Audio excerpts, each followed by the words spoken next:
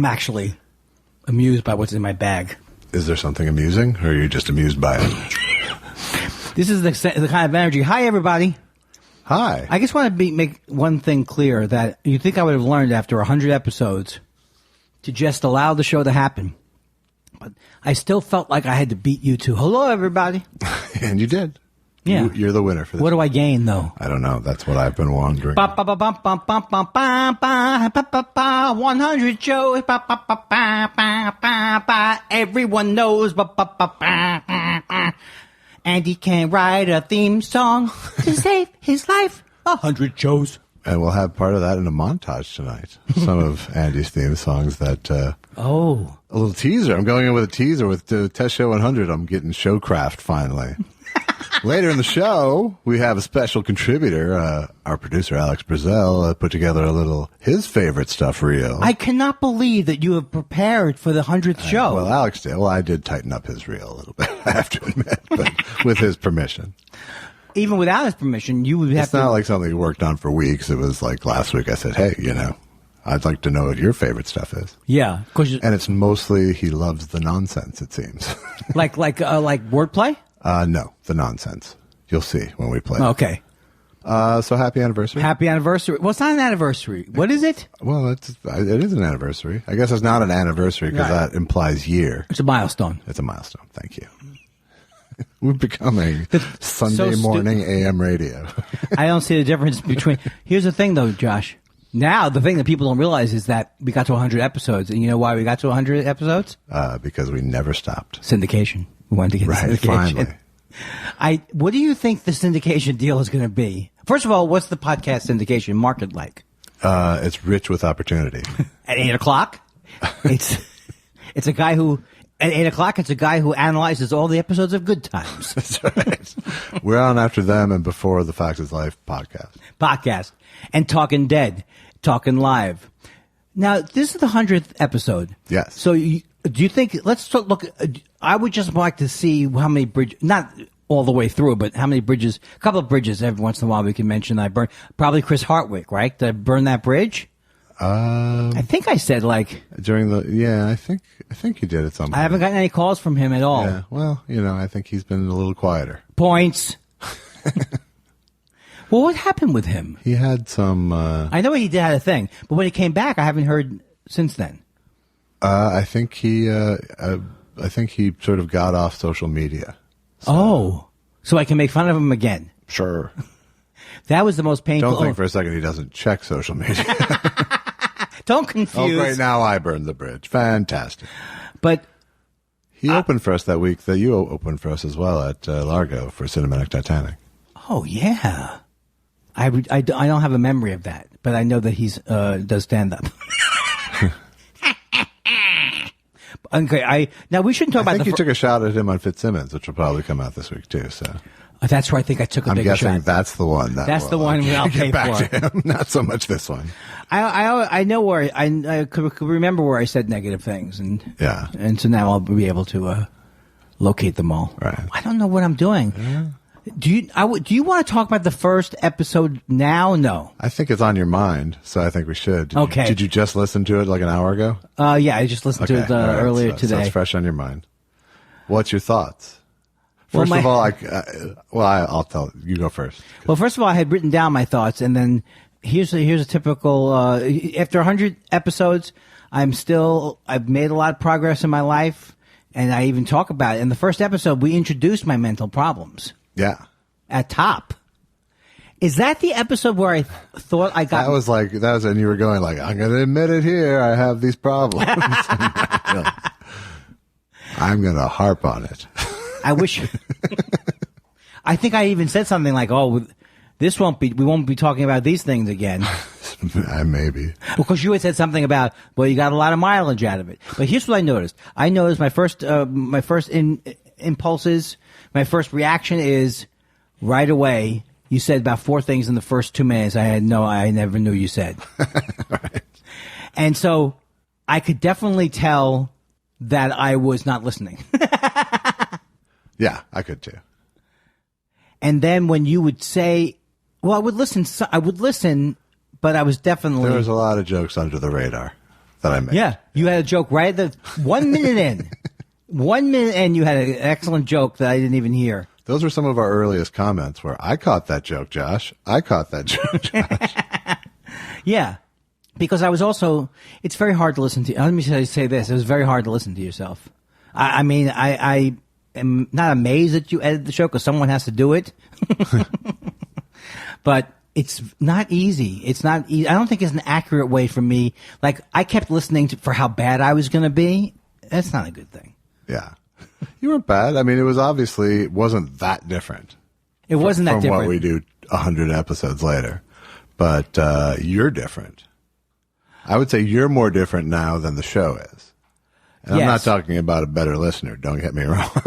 But I do think you were so raw from starting therapy at that point. Right. That was consuming, the things there were a lot of fresh discoveries there. You could feel that. Yes, it was like the beginning of you've lived with those discoveries for a couple of years and you're a much sort of calmer sort now. Well, I noticed something that's still bothering me today in a way about life is like, I noticed that I noticed when I would get defensive, say we were arguing about the thing, right? Yeah. So I noticed when I got defensive. I noticed when I accepted responsibility about some of my Twitter stuff, but there was still a part of me that was like... Oh, your hackles were up. My hackles were up. They were big up. And I felt good because we got through it. Right. So when I listen back to that, I think to myself, I think I had made some breakthroughs in terms of reconciling what I say on stage and how I am as a person. Yeah. But it's still a topic that's very overwhelming. It's still a very confusing topic. Not a confusing topic, but it's not a thing I feel like, okay, from now on I know who to make fun of and when to feel good about. It's not that clean. Right. Well, I mean, you're on the hook for this fucking Montreal thing every year, so you have to pick targets. Right, and I would pick targets anyway because right. I do that all the time in my life. Sure. But you're doing it, you aren't just taking, I mean, you had a shotgun approach with Twitter back in the day, and you have less of that now, it seems. I guess it was hard to listen back to how angry I was about certain things. Yeah. It's weird to me. It's like... You were a much rawer nerve. Yes. But what my problem is, and it's a problem in therapy, and it's a problem every day, and maybe it's just OCD, because a lot of times I conclude in therapy, it's just a thing of OCD, is that I constantly keep thinking I'm better now than I was before, and that somehow leaks into I need to be better. It's like you can't get off of that bus. There's not enough empathy. I don't have enough empathy for myself in the past or for people. I don't have enough empathy in general right. for the human condition, I think, sometimes. Because what is it like? I wanted to listen. I knew it'd be some things that were green about it, but it was almost like hurt me. It physically hurt me to listen to me not listen, for example. Like, I go, oh. Yeah, well, but that's the sort of, karmic journey of this show for you, Yeah. It's been an ongoing topic for you and me and us between each other too, it's just, that's sort of baked in for me. Yes. So, if you're worrying about me being angry at you 100 episodes in retrospect, I'm not.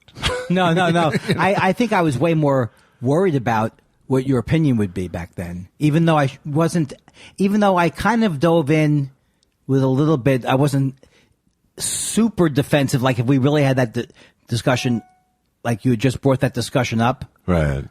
I could see me being way more defensive about it.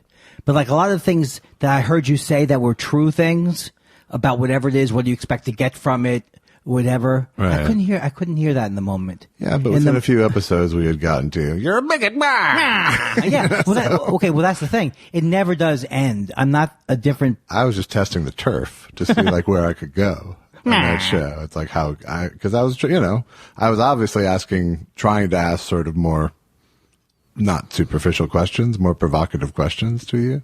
Yes. And I feel like that some of the insights I had in that very first show were insights I'm continuing to have I could see my part. I could see my part in these arguments even then better than like a year before that. You know? Right. Like maybe starting the podcast when I was at my worst time period, which I think was like, I don't think you like. It's so hard to say it was my worst time period because it wasn't like depression. It was just everything had like maybe a year before we started the podcast. Everything had just like spun out of control in many ways. It was just you were sort of just coming out of that when we started. Yeah. So kudos to me.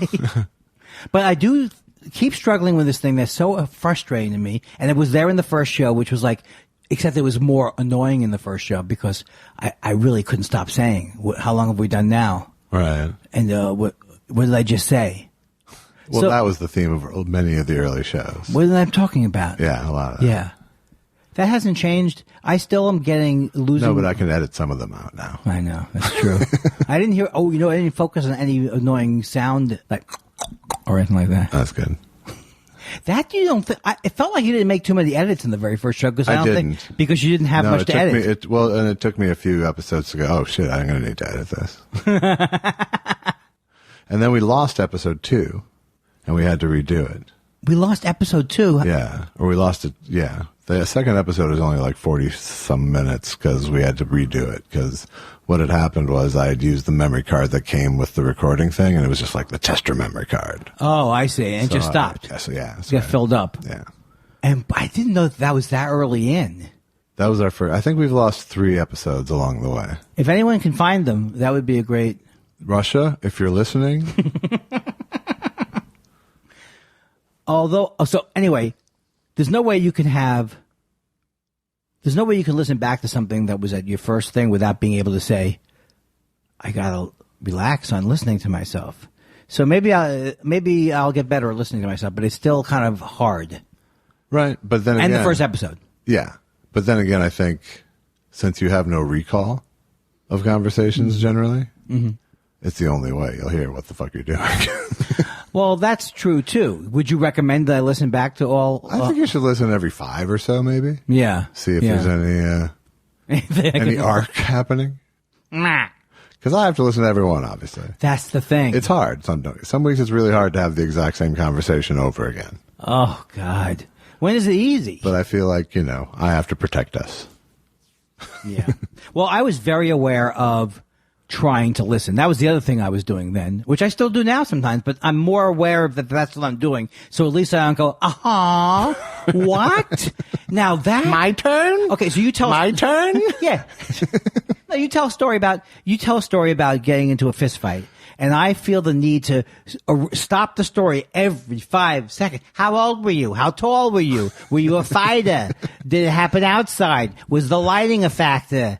Did it really happen that way? That's crazy. A lot of that. It was bad. It was like, I would have fired me. I would have fired my ass immediately and brought in Bean. I think it's time to forgive yourself. Every 100 episodes, let's cleanse. Cleanse. Don't ever really cleanse. I don't cleanse. No. I mean, I wash. But do you know people who do? Because I think it's terrible. Whatever they're doing, fasting and purging or whatever the thing. Not the purging. That's a different thing. Yeah. But fasting. Oh, Josh. That's my new bit.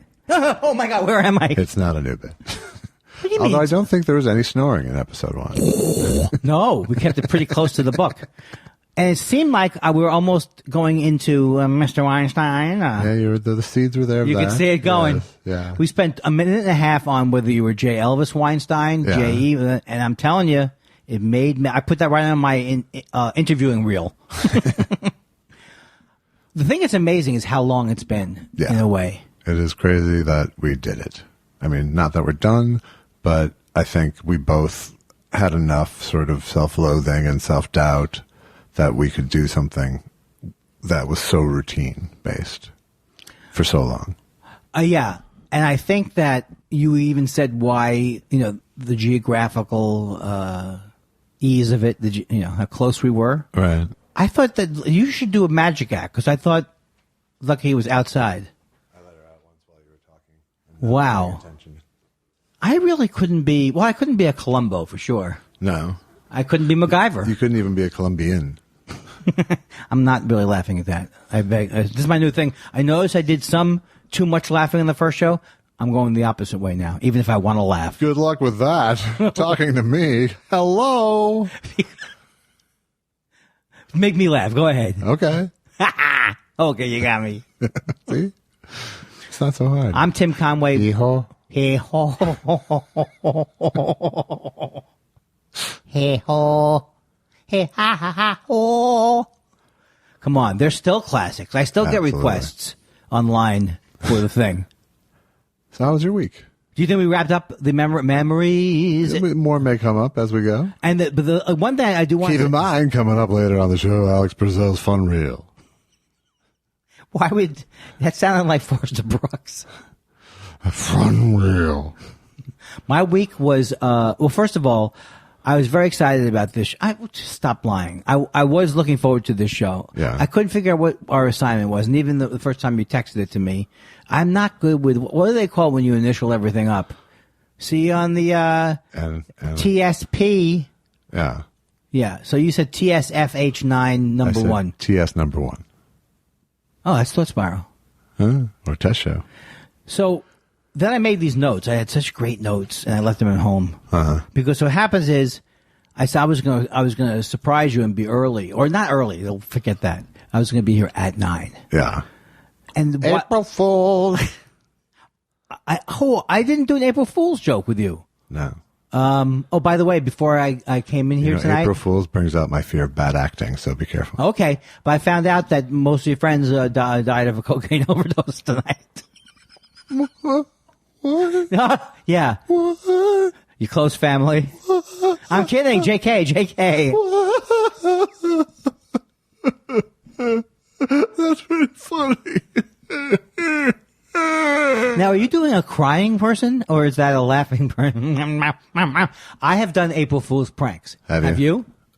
Not since my early teens, maybe. Okay, name one thing you did that was good, though. I did Sugar and the Salt Shaker. And we're going for good, I thought. No, that wouldn't be bad. It would be Salt and the Sugar Shaker is the worst. Yeah. Why do you... You went the other way. You zagged. Well, first of all, who has a diner at home where they have a shaker? So you lied. You didn't do that. That's another thing that could be true. Is I don't know if we've talked about doing it with my parents. First of all, my parents were not the kind of people who like to be fooled. We talked about this on episode 1 too. I think the best practical joke I did was that with my friend Barry and the 43 gallons of gas. When you get your driver's license.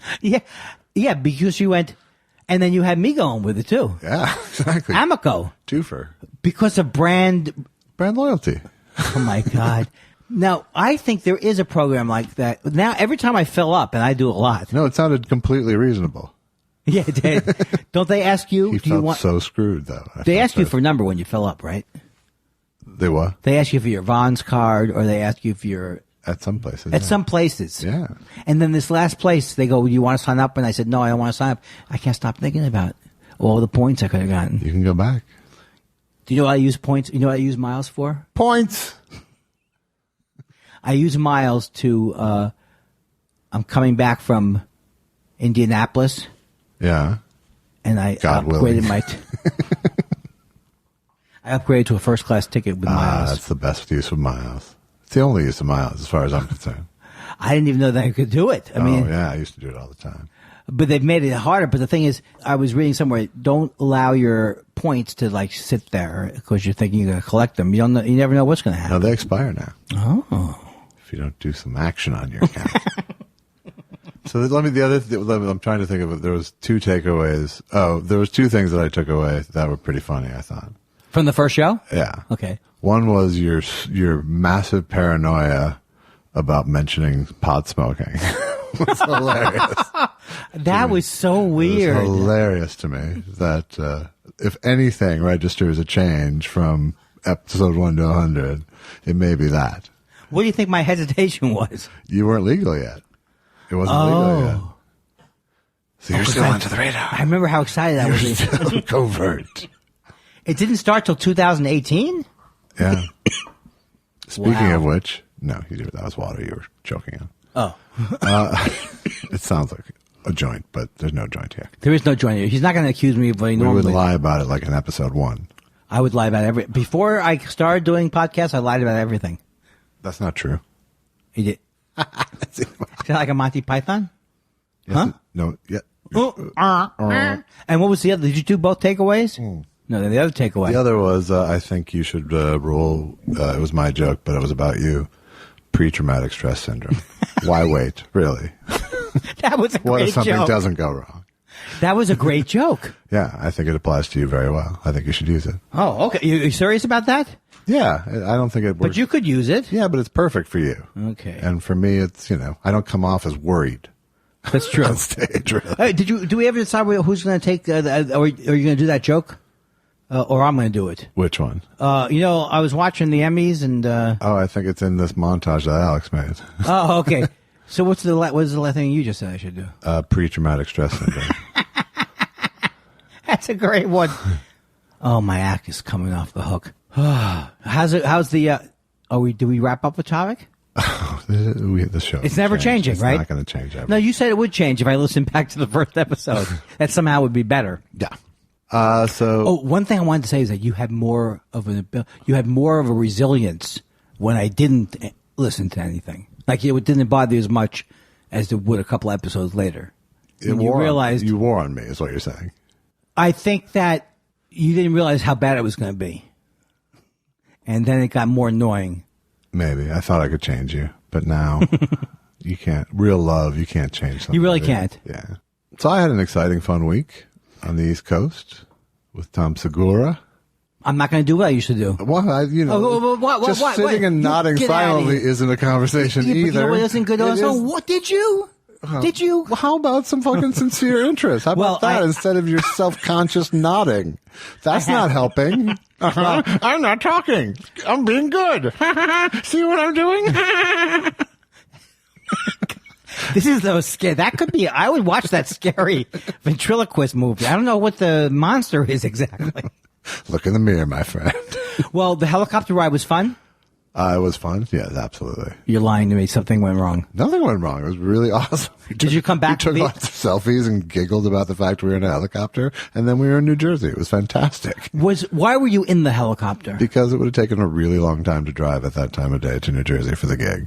So Tom, in his grand wisdom, as far as I'm concerned, not being the guy paying for it, said I could make that a lot easier if I paid for a helicopter. And then we drove back, but... Oh, okay. Now, how much is He also did the same thing with a private jet from Maine to New York after the show on Wednesday night. When are we going to make that kind of generous money? I don't know. I think, step it up and I'll go open for you. Now, as a Jew... while you pay for all that. As a Jew, I need to know how much a helicopter costs. It doesn't matter. Why would you ask? Yeah, see, that's the difference between me and you. I know, and I'm not telling you. I know, because it was rude of me to say $2,000. Because he doesn't bitch about the price of it. He knows what he's doing. He does. He's spending. He's very classy about it. He's excited about it. He's not at all jaded about it yet. Yeah. Well, and I think it's a slippery slope. I think he will move towards more luxury, but he hates hassle, and I love that application of wealth. I think that's to right. remove friction and dread from the process. It was like those were the two spots on the schedule that would make this week sucky.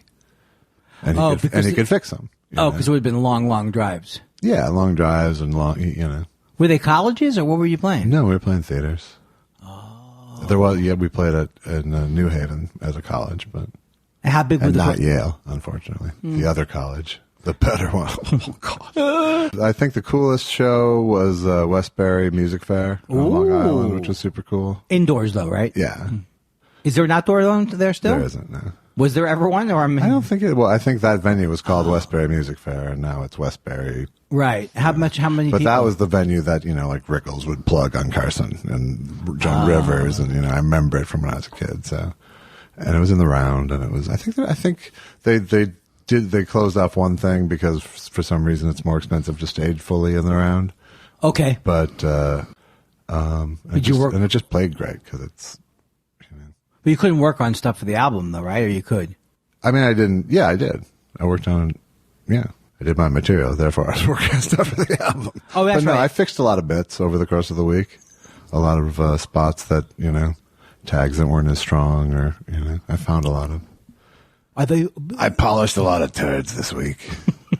Are they? But they're not. They're open. They're cool. The crowds, right? They're not like we want to go. Or no, they're great. Yeah, I love them. I mean, they're honestly great crowds because you can fucking say anything. And in fact, I've gotten tricked by his crowds. That's something's going to be acceptable. Yes, and then taking it in front of civilized people. But they're both smart and willing to listen to just about anything. They're smart and not and very hard to offend. How long does he do? He was doing like 75 minutes. Sometimes. And doing a combination of older stuff and new stuff, or almost all new stuff. That's pretty good. Almost all stuff that there was some stuff that that he was doing for the last special that he didn't put in the last special that I think has made its way back in. Mm-hmm. But other than that, it's not stuff like on his other specials.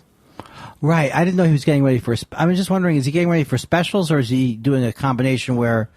Like, I never understood that thing where you just work on new material. He gets it up on its feet incredibly fast. Oh. He had, after his last special, which, I had seen a lot of that set and talked to him a lot when he was doing the special itself.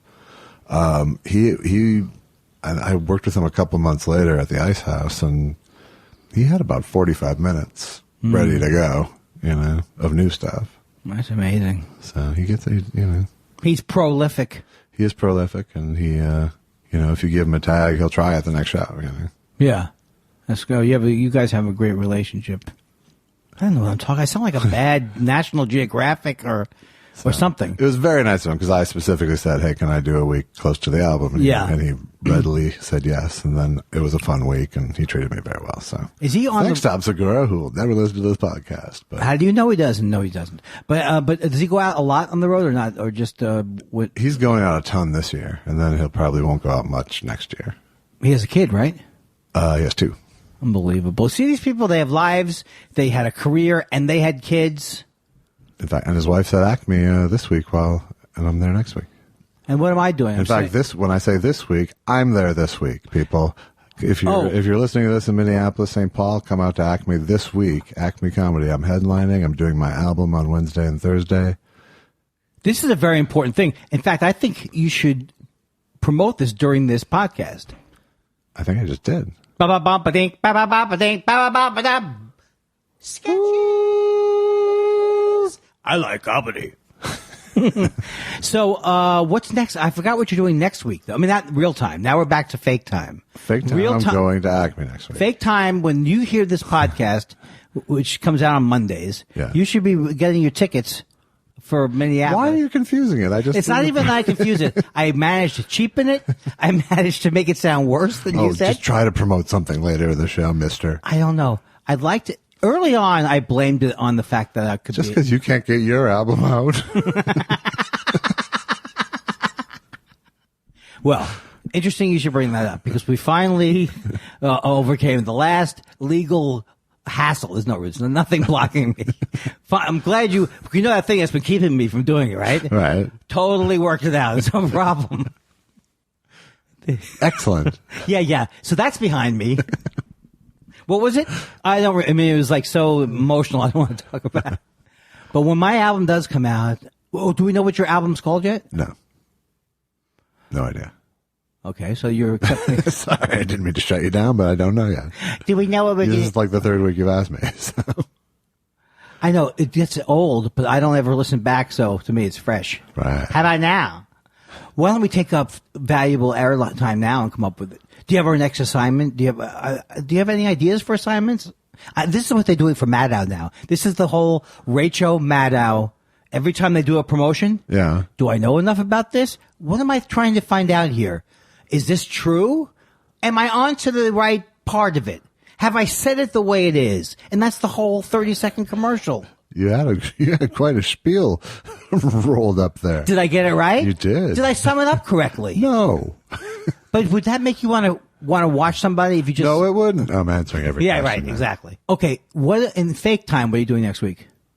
Don't you have to leave early in the week? I'm leaving Monday for Minneapolis. God, I'm so stupid. What the fuck is Here's so the thing. hard about that? Here's the thing that's stupid about it, even worse. I was going to offer you.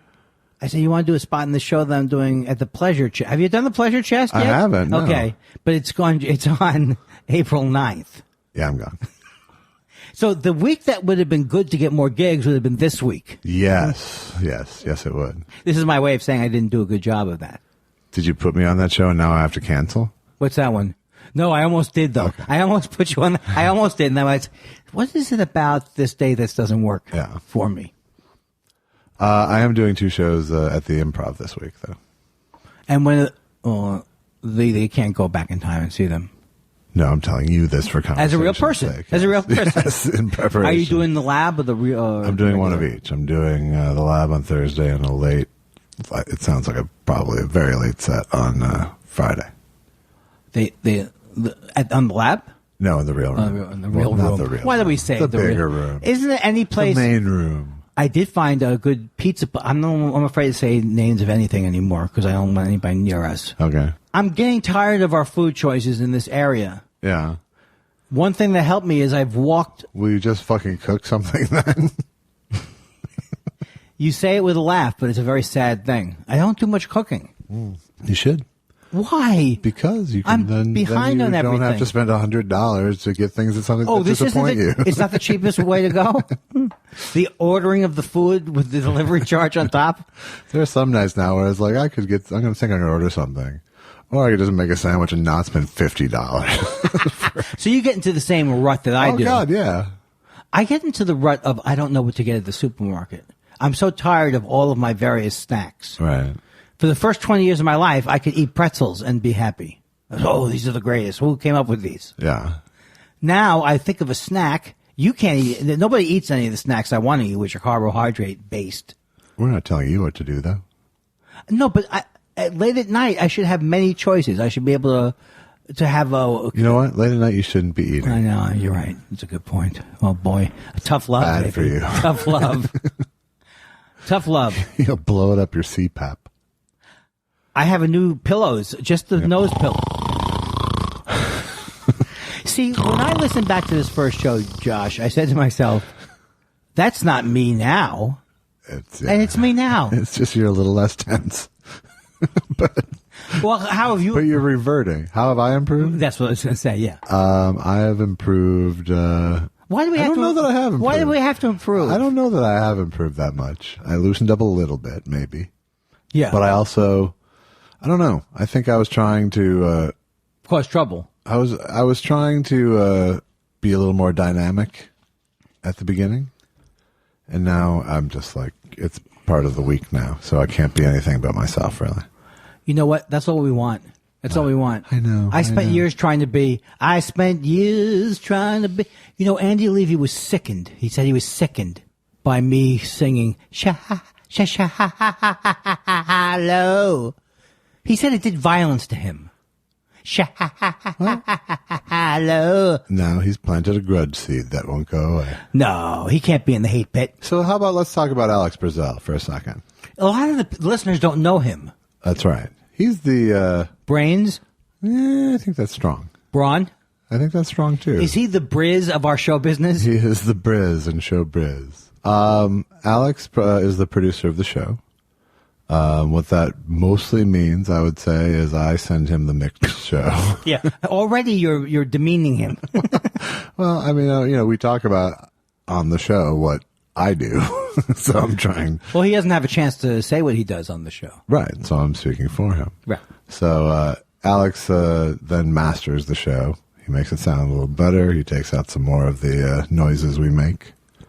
And, is that a skill that's hard to? I mean, why? I'm not saying this to be weird, but why don't you do that? Or is it separate? Because he's using software that okay is easier to use. I'm using really rudimentary cuts. I'm not doing a lot of.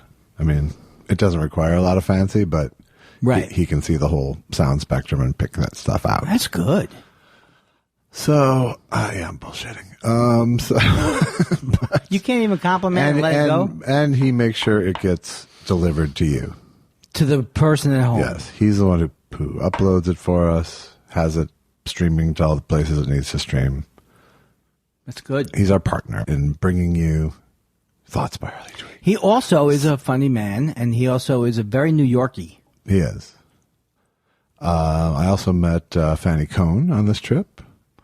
Oh, how was that? That was very nice. Oh, I see what's happening now.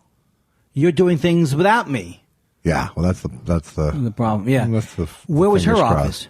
crossed. She came to one of the shows. I met her before the show in Westbury.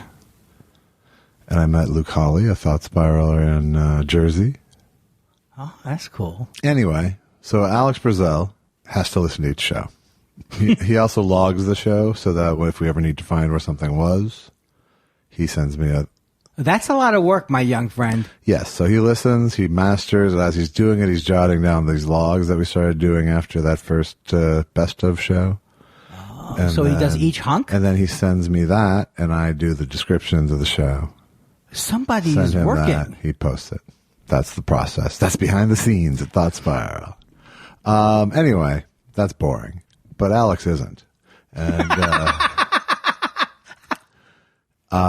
And so he made this reel of his favorite moment. This since the first Christmas, which is the first best of. Oh, it's great. Are we going to listen to it on the show? We're going to listen to it on the show. It's actually a pretty long chunk. It's about a 20-minute thing of his compilation of his favorite stuff. We probably should listen to the whole thing, right? I already have, so I'll play it for you. So here's Alex Brazell. Best of. Best of. Thought Spiral. Live from the 818 area code. It's Thought Spiral featuring your favorite spiralers, Andy Kindler and J. Elvis Weinstein. And the Loud Jew Orchestra.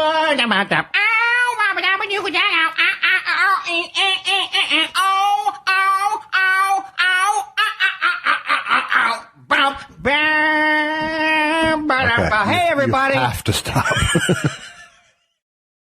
There's a certain old comic syndrome that happens too. I think it happened. I'm right here. Well, I'm right here. Just listen up. If I can see you, I can hear you.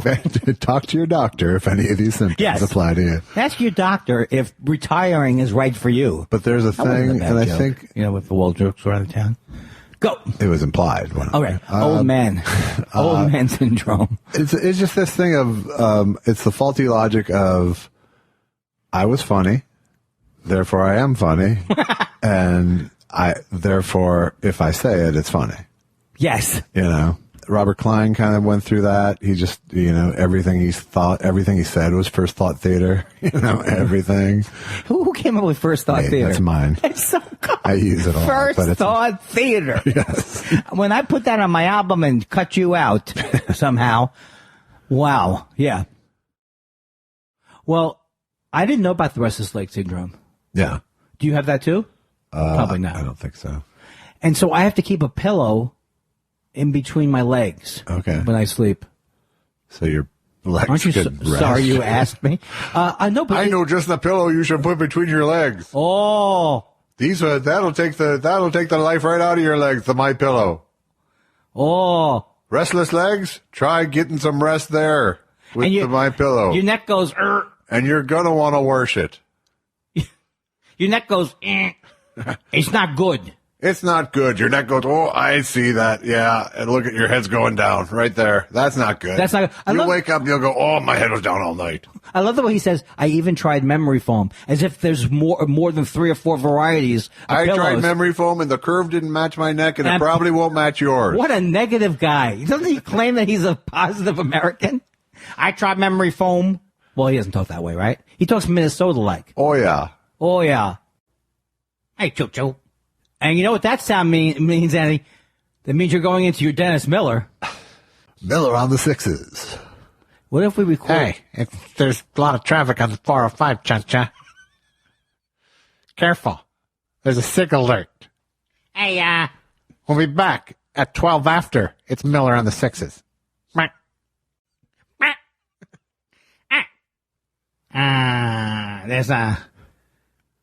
There's something going on at the El Toro Y. I say, I can't even do it, but it's such a... There's a real backup in the grapevine. I'll be back at 6:18.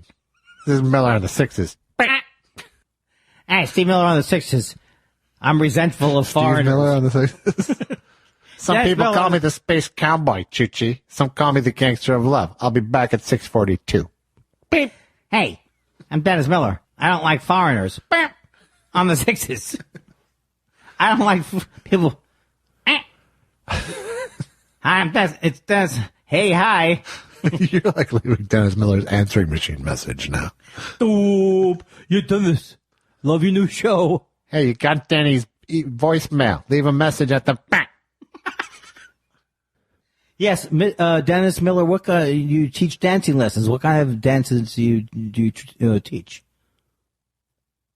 I do the cha-cha-cha-cha. I know you weren't crazy about doing the bit, but you still did it. The cha-cha-cha. He said cha-cha. No, I prefer the merengue. And now merengue is from the movie Tin Men, Bucci. Bocho. Here's tired Dennis Miller. And this guy's like a guy who read a very long book with many pages. Choo-choo. Hey, Dennis Miller on the sixes. Poor people are horrible humans. See you at 6:12. Bang. Hey, fella, you got a thought?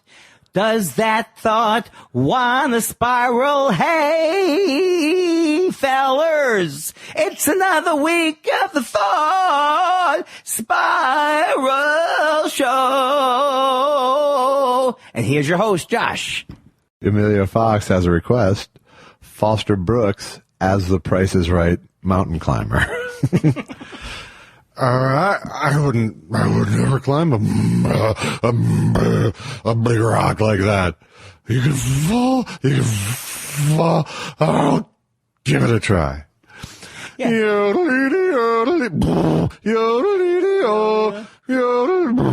yodelity.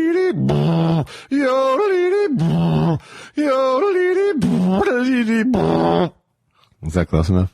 It's very good. I just realized, though, that Forrest Brooks had to arbitrarily pick something that wasn't really that much more difficult to say than the other. Just outside Rochester. Yeah, you're good at it, though. Thank you. Yeah. Okay, guys, I'm going to need to hear Dennis M. do Karen, not as a song, but as a one-sided conversation with Karen. I need this. Hello? Hey, Karen, let me tell you something. What? You're not stable. You're a troubled chick. You make Reagan from The Exorcist look stable. Wow, that's a little harsh. It's a little harsh. And I'm not the man to help you, Karen. Why? In a crisis, I'm like Gilligan when the headhunters show up. You need someone to help you belong. You need someone to help you be strong. Cha-cha. I can't help you be strong. Choo-choo. I'm like a can of peas for Popeye, not spinach.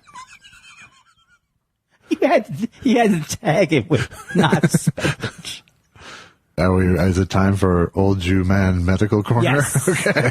And now it's time for Old Jew Medical Corner. I got a pain in my hip. I got a thing in my gut. What hurts this week? What hurts this week? Let's check in with two old Jews and go, Ouch. oi. Oi.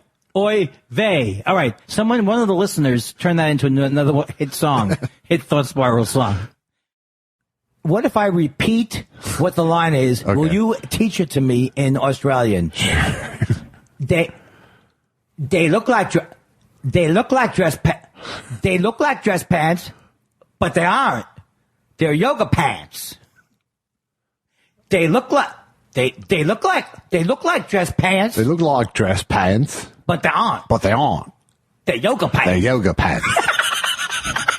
How come I can't get you see, I thought it would be yoga would be different. Yoga's normal. Yoga. Everything else pants. Revolves around but yoga. He has pants. Now it's like a speech therapy class. 7 times in a row I had to I listened to, they look like dress pants, and it's not even, but they aren't. But they aren't. But they ain't. It's not, almost like he's saying ain't, but they aren't. It's something they say in Australia. Okay. Huh. So don't bring it in next week, I would say, right? No, because you'll end up saying it 150 times. I was going to ask you guys to do they look like dress pants in the My Pillow guy voice, but you guys did that already in Test Show 66. Oh, we did as the My Pillow guy? Yes, I did. They look like dress pants, but they're not. They're yoga pants.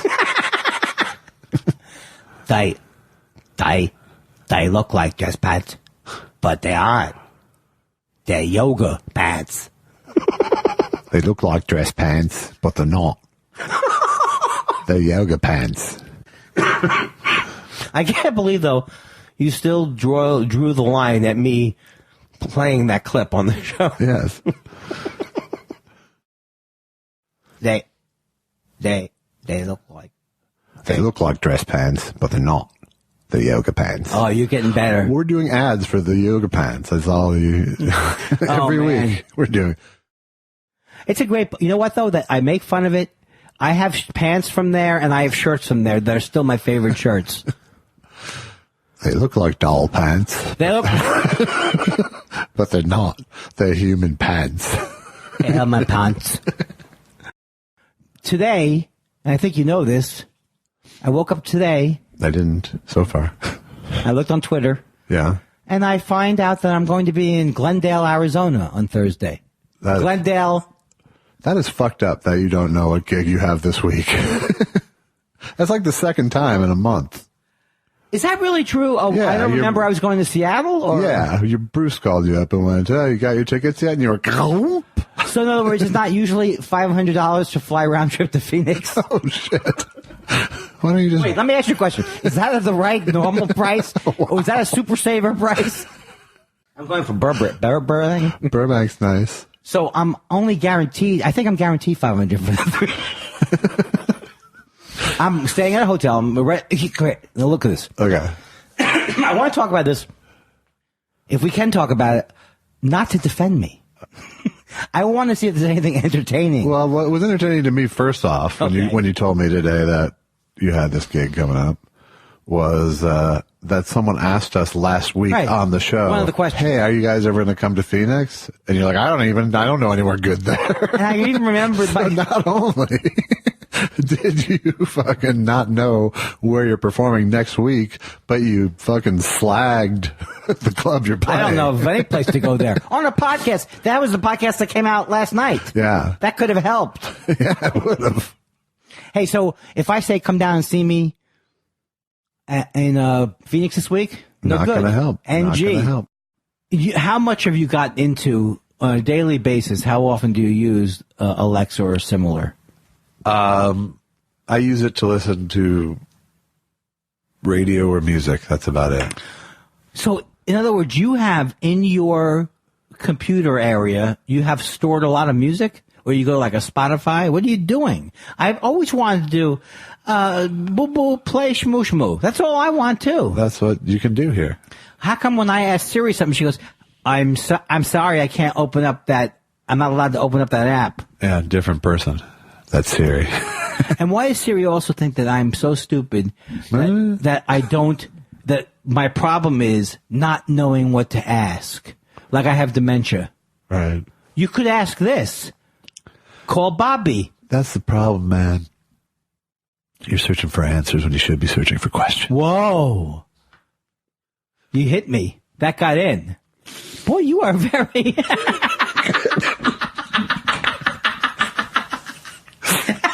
I gotta go blow my nose now. That was good.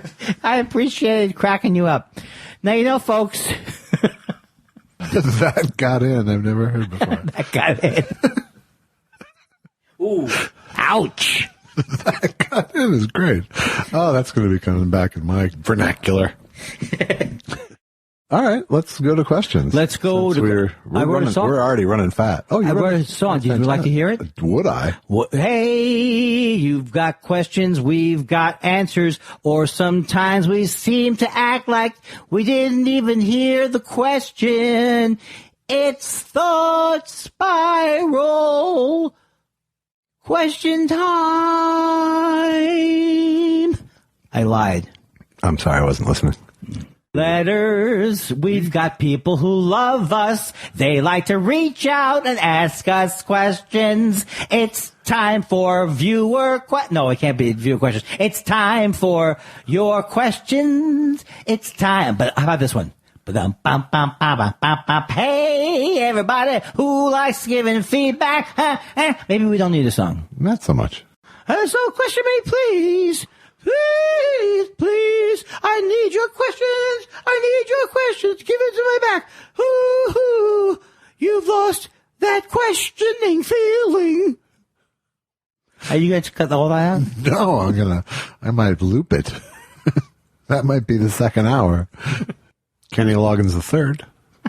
Every time I see that. If Kenny Loggins were to write an 80s style movie theme song for Thought Spiral, a la Caddyshack, Footloose, Top Gun, Yeah. what would it sound like? Gotta thought spiral. Thought spiral. More than the thoughts that don't spiral. Hey ho. Yours thoughts. Yabba dabba dabba dabba da. Hoo.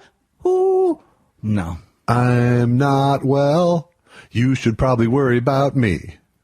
I'm going to... I don't know. What song is that? It was Caddyshack.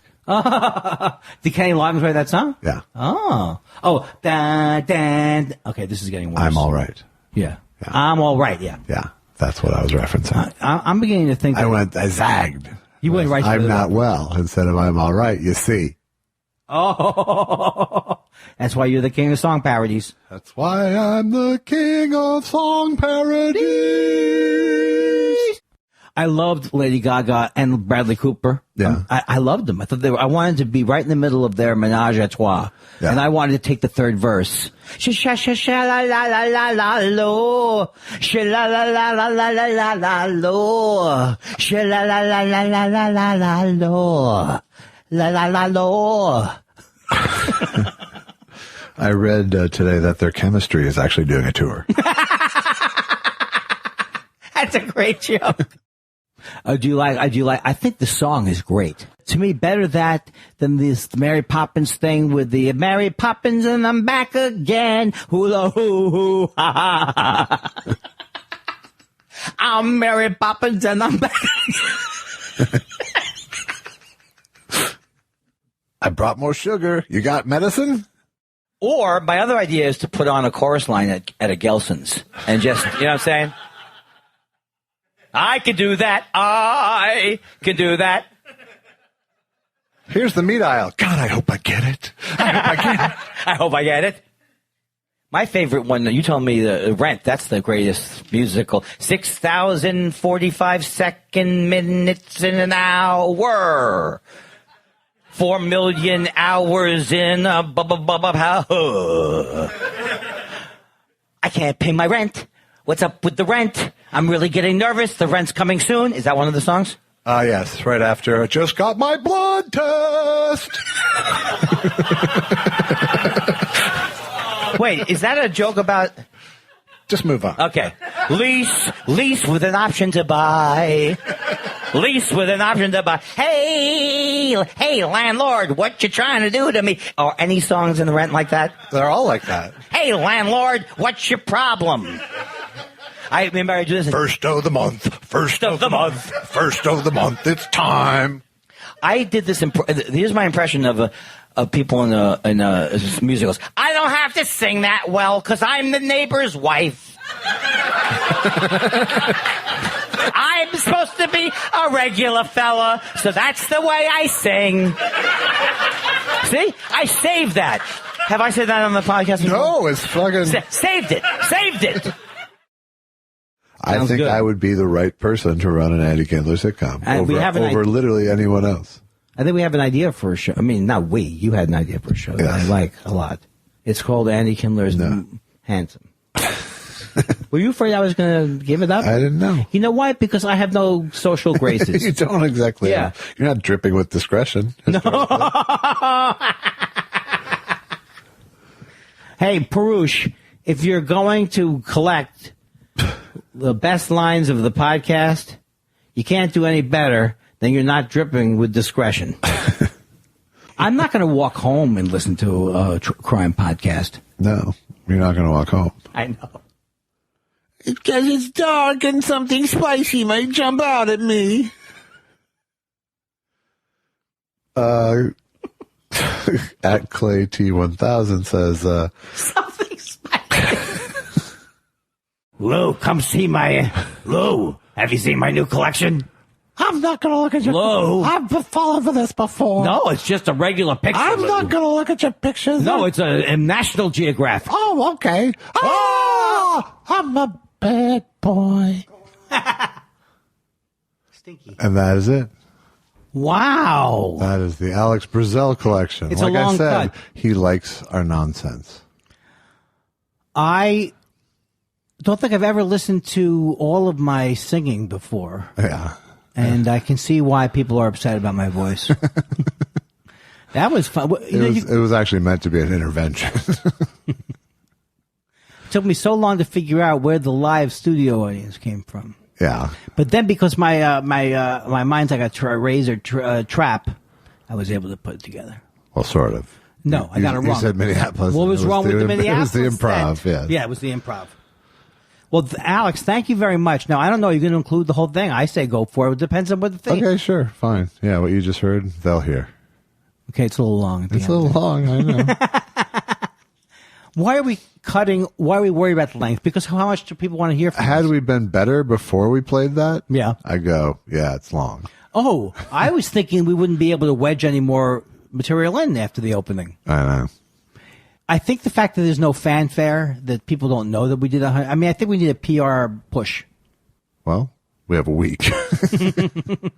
I'm going on Gilbert Gottfried's podcast tomorrow. I'll certainly talk about it there. That's good. And Frank Santopadre has actually been listening to our podcast. Is he Gilbert Gottfried's co-host? Yes. Where do they record that? I'm recording it at Earwolf in Hollywood. Stop bragging that you know Earwolf. But I think it's a live hookup to New York. Okay, he lives in New York, Yeah. normally, as we say. Well, that'd be good. So yeah, it'll be fun. And we got Greg Fitzsimmons coming out? Frank has been, we're doing Greg Fitzsimmons, and Frank has been watching all my stuff, so at least it'll be one of those interviews where they know who I am, which is a sort of a rare thing these days. Where you're saying that you have to spend a lot of time setting up a thing? No, but it's rare that people will do a deep dive on your work before a podcast. That is not usual. Yeah. It's So it's he's rare. been literally listening to our show, and he likes our movie reviews a lot. It's just so good. So that'll be fun. And then, hopefully I'll steer away the topic of me Why? pretty quickly. This is your time to Shine! So I feel like, just in the tradition of things, I feel like I want to take a break, even though we just listened. Yeah, we could do that. That would be good. But I was thinking it might be fun to play. Let's play some listener music. That would be. Oh yeah. I think I was going to do the top three listener submissions, and I think we're going to go. Are we going to listen live in the studio here? Yeah, sure. Yeah. I think number 3, I'm going to go with Emilio Fox's Thought Spiral Rap, and it's going to sound a little something like this. We're on? I think we're on. You're on. We're on. I'm recording this week. We on? We're on. Monday, time for Josh and Andy. 2 Jews, 2 mics, and some high chew candy. Make a pot of coffee, trust me, it'll come in handy. Andy said that to his wife on his wedding night. Now he goes to therapy to get his mind right. Andy smoking pot, tweeting the Russian bots. If you ask what he said, he probably forgot. Josh Weinstein is a motherfucking pimp. Mock movies on TV when he was a little kid. Now he's making docs better than Michael Moore ever did. Every week they analyze current events, then they throw in some impressions and some funny accents. Minnesota and New York to the Golden State. They won't ever sell out except to rhombus space. And he always forgets to plug the show, so even though they're known across the globe, they have an audience that's smaller than the suits of Jimmy O's. Jimmy O's. Jimmy O's. That's why this show will never go viral. Remember the name, they call it Thought Spiral. The following podcast is audio. Oh, that is sweet. Awesome, isn't it? I love that song. Got me excited about myself again. And he never knows where he is at the thing. I'm not a good rapper. Okay, so I think number 2 is going to be the Ryan Spratt music, along with Jack Moves doing the Thought Spiral song, they call it. I like it. You're fighting the good fight badly. Yes, I'm fighting the good fight badly. Memory foam makes you lose your memory. Why does that make you laugh, Josh? Because it hurts to cry. Thought spiral. It's gonna go viral. That's fantastic. One of these days. Mr. Andy Kindler, tell me which celebrity's been troubling you. You see how I'm interrupt me right now? That's my Weinstein keeps hoping the leave space open so we can sneak a little joke in. Change his middle name to Elvis just so his initials wouldn't spell out J-E-W. And that's why I still love you. Thought spiral. Let's put up a paywall Here's the way the paywall will work. to see if podcasting pays off. Thought spiral's gonna go viral Anything but. one of these days. I love that song. Yes. Who's that? Oh, you just said That was who it Ryan Spratt. I love that. Thought viral. No, not thought viral. Thought spiral's gonna go viral one day. Ow. I wonder what the number one song is going to be. This one just made me laugh the most. For those of you who haven't been listening the whole time, Andy described what was his worst song, he thought. By his own admission, I guess? Is that his worst song? It is. Well, there's other songs that no one's have heard that I think might be worse. And the legend of Karen was born. And this is from Danny Yost, who, as I recall, had some health problems, and I hope he's feeling better now. Me too. And this is Karen.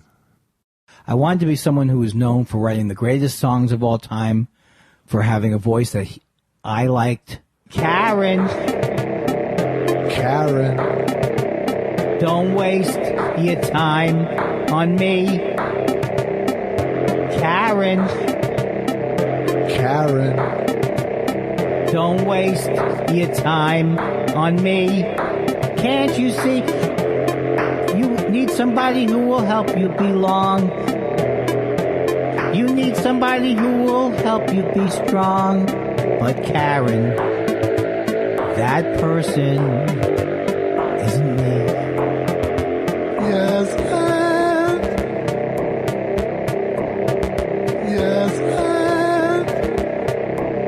Hey, Karen. Okay. Okay. I hope I die before I get old. Talking about my generation, Karen. Maybe I will get fooled a couple more times. Here is the new boss. Same as the old guy. Can't you see? You need somebody who will help you belong. You need somebody who will help you be strong. But Karen, that person isn't me. Yes, I love that song. Yes, for sure.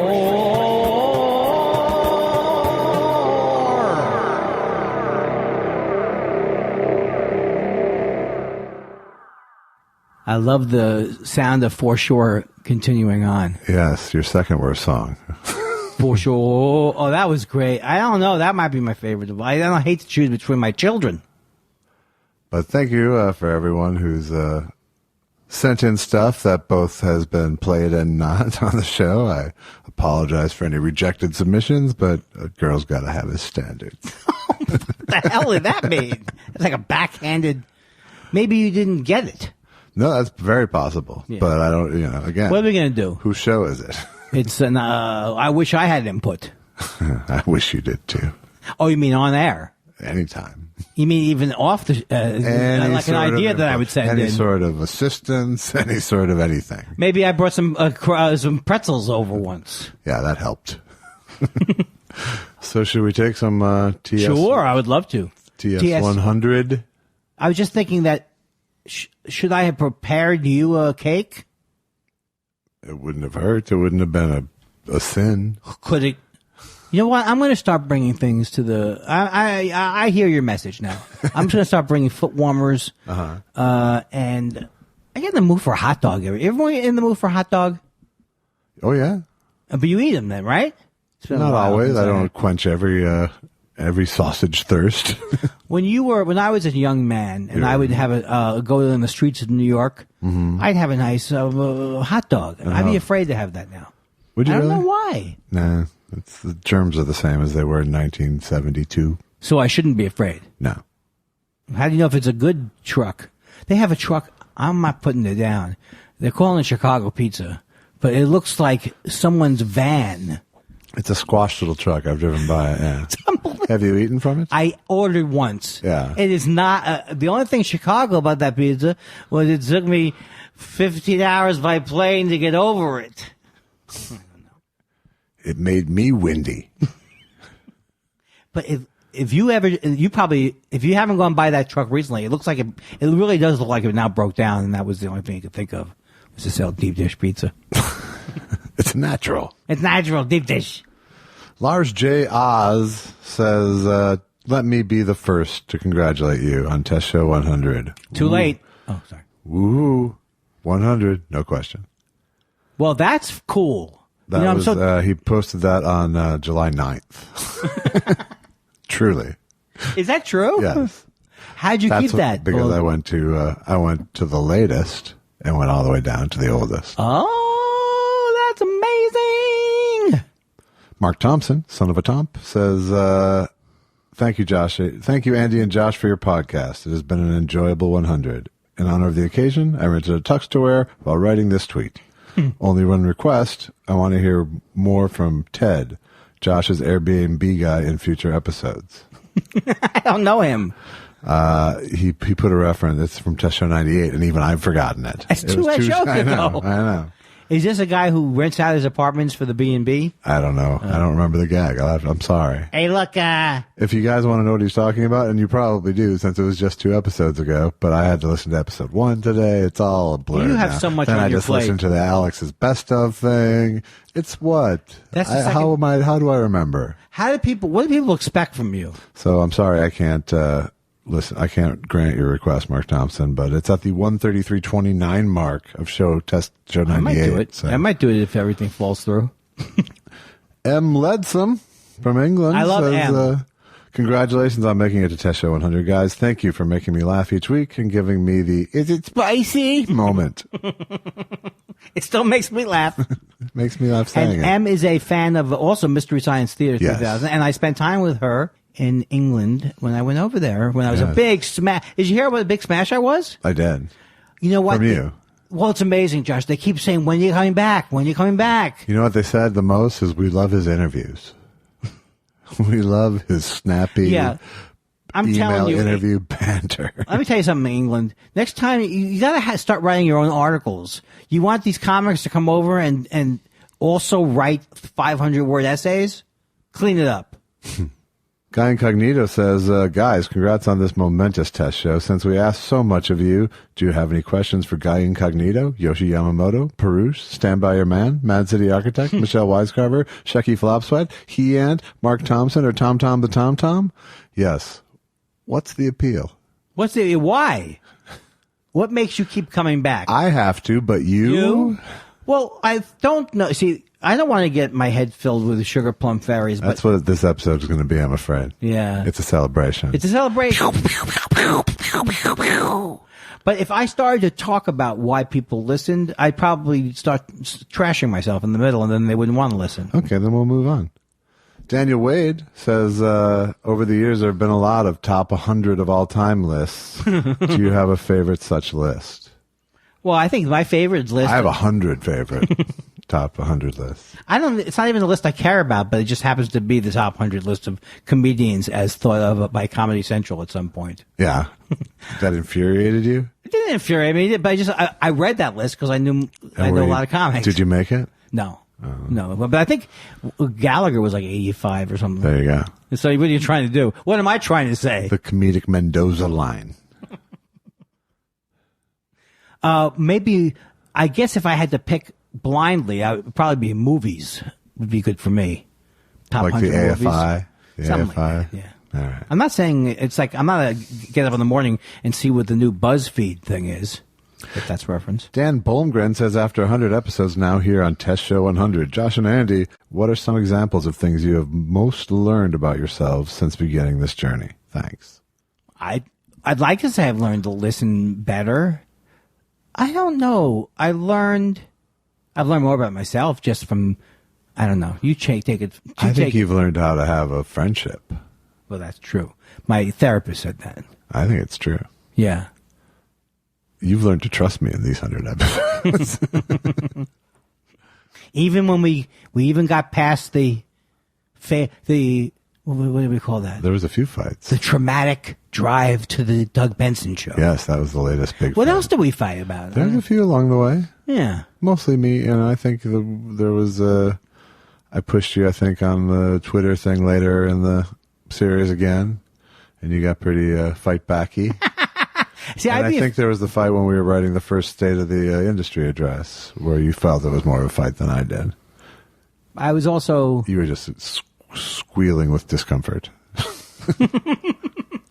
Well, the thing I've learned in my life since we started the show, which probably helps the show, is to focus on the one thing that you need to do during the day and don't try and fix everything else before it.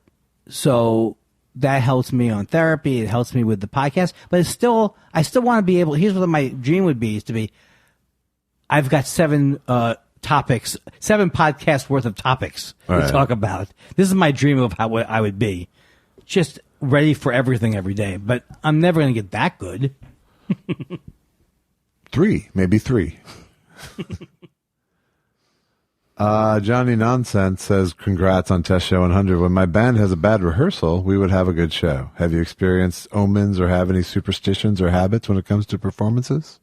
I think I have. I don't think I'm superstitious, but I think that we do start the same way every time, kind of, because it works and things, right? What do you mean? Like you're opening a line? The way we start the show, like, I'm fucked up. Isn't that what he's asking? He's talking about performing. Do you have any superstitions about performing? Yeah. Not related to the show necessarily. You drink Red Bull most nights. No, I've got. I would say that I've. I'm talking about stand-up performances. These are. What is the matter with me? I can't understand what you're saying. Okay, yes, in stand-up performances, I always usually drink one Red Bull, but I don't have any routines. You always go over your cards. I always go over my cards, but nothing like in a routine-like matter. Right. And it is a routine that I'm doing ultimately. Right. How about you? Do you do anything like that? I don't really. I always, I kind of just sort of tend to be more quiet than cramming. Because I find like I always feel like cramming, looking at notes and stuff is going to fuck me up more than help me ultimately. Which I have not learned that. I'm always cramming. Yeah, most comics do, it seems like. Yeah. I've found in the last few years that I'm better off just going, something will come out. You know? Right. You know, and I think about it during the day, but right before the show, I tend to just sort of get more zen than crammy. I think over the years I've become more aware of, what I need, what I can eat, and what my body is doing. And yeah, I don't like to eat before a show. Very close to a show. I don't generally drink much, although if I will sometimes beer down I will sometimes coffee up and beer down just before the show. I don't even understand that. You coffee up like a couple hours before? Yeah, I'll drink a lot of coffee, and then right before I'll take a little of that edge off, loosen myself up. Why don't you use the Adderall for that? Well, that habit was formed before Adderall. Right. I will, in fact, take Adderall now. But not every show, but some shows. Do you always beer down, or it just depends? No, I don't always beer down. And you don't get drunk. You just get you never get drunk, so it doesn't matter. Drunk, no, it takes a lot of beer downing for me to get drunk. I've never been too drunk on stage. I've been almost too high. Just once, just when on my 21st birthday. Is that when you threw up or something? I did not throw up. Oh, when they were all sending you stuff up, right? Yeah. In Colorado Springs. You were a man. You became a man. I became a man on a mountain. Tommy Barcanero says, thank you, Josh and Andy, for 100 shows of joy, humor, and thoughtfulness. From the podcast inception, you guys have never failed to provide laughs or catharsis, depending on the topic, and sometimes both at once. Here's to the next 100. Thank you very much. Thank you, Tommy. You're psyching me up. Casanova Frankenstein, an early adopter, and now back. He's back Thought Spiral. Now he's back in the fold, it seems like. Yeah. I don't know that he ever left listening, but he certainly left communicating for a while. I'm doing a true crime podcast about where he was. I hope it's because of all the good things happening in his life. Wow. When did you get so Tony decent? Robbins like? Congratulations on 100 test shows, says Casanova Frankenstein. Hey, J. Elvis Weinstein, remember when I sent you that music I made as a possible theme song for the show? You let me down easy, and I said that it did indeed sound spirally. I appreciated that. See? I'll try to get some photo gags in for Test Show 100. That's a very nice thing for someone to say, because mostly people are like, well, you need to, I know when I send something and I want people to go, why, did you get my thing? Yeah. So- No, I try to respond, and You haven't been sending me any emails. I think my response at that time was it was more that if we were going to do music, I was going to want to do it myself. I remember that. Yeah, and then I was we're not doing And then music. you slapped a lawsuit on them. Yeah, of course, cease and desist. I'm assuming you're going to take one of mine. Hey, everybody, tonight. Cease and desist. Yoshi Yamamoto. Yoshi Yamamoto. Yoshi Yamamoto says, it's Test Show 100, and tonight we're all wise carvers. Thank you for the consistently delivering your bodies to the microphone, Andy, along with doing every other single podcast-related activity, Josh. I'm grateful for the community of neurotic spiralers from all over. Tesh. Oh. We are, this is heartwarming. I think, and I'm not saying this in the wrong way, I think we have 75 total listeners. Yes. And they also get their questions answered every week. And each one of them has had a song. It feels that way, but you do know that there are thousands of listeners. I know that, Okay. my friend. All right. I'm trying to soft sell us. No, I don't. I really don't know. There are thousands of listeners. But I always wanted to have people that were regulars. We do have that. Yeah. Speaking of which, it's Michelle Wisecarver.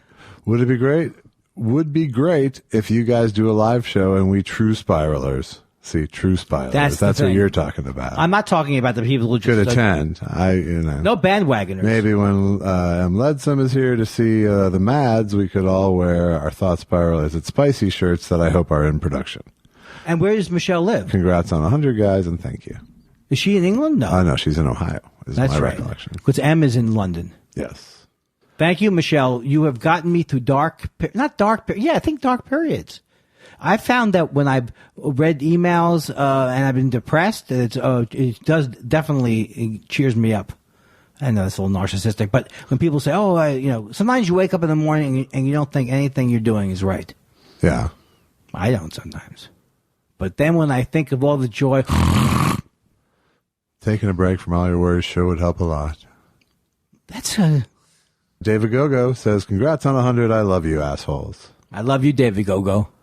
I don't love that he just called me an asshole. What the fuck? That's the way he What is. the fuck is that, It's man? like Rickles, man. Is that your friend? Because tell your friend I don't like being called an asshole. I'm not that fond of being called. Is he calling me an asshole? I think he called me an asshole. No, I don't. I think it was just in this. That was good, though. That was a nice little piece. Yes, and Torben Rolfson says, hey guys, love the podcast and listen every week. I'm curious what you each think of David Fincher's Zodiac.